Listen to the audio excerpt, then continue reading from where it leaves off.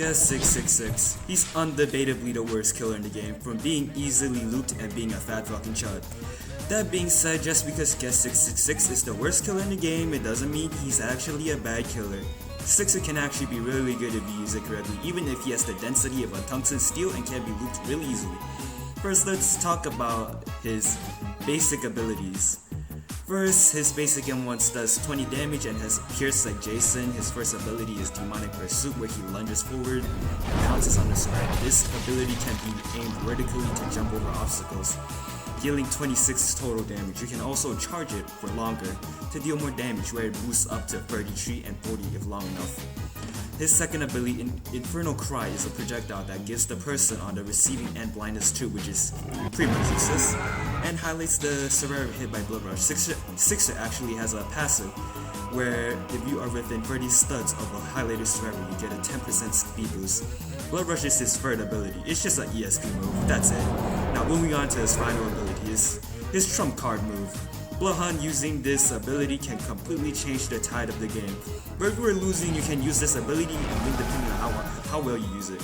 What Bloodhunt does is buff Sixer a ton, where Infernal Cry used to do 0 damage and highlights and blinds them. Now it does 10 damage and gives Sixer 8 seconds of strength 1 and 4 seconds of speed 1.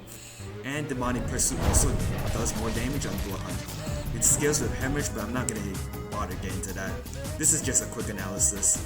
He also has a second M1, it's just a second M1, I don't need to explain it. Moving on to its pros, Sixer can actually get onto places people normally wouldn't look at, like roofs and etc. Literally nobody looks up, ever.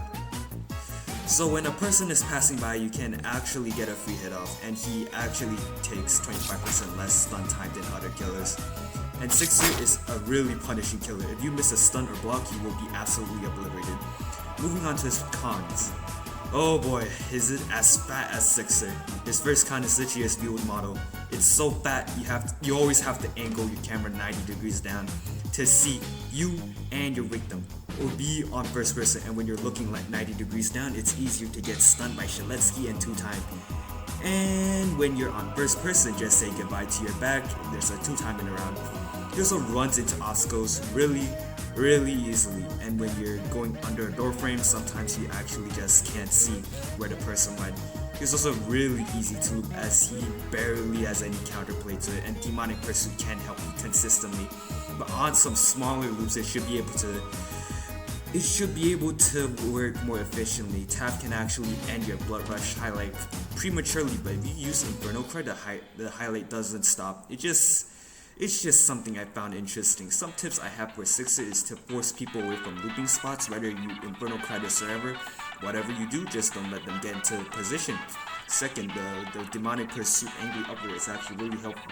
It's really useful, even if I said missing it could be more of a detriment. Even if you miss it, you could possibly chase them out of the looping spot.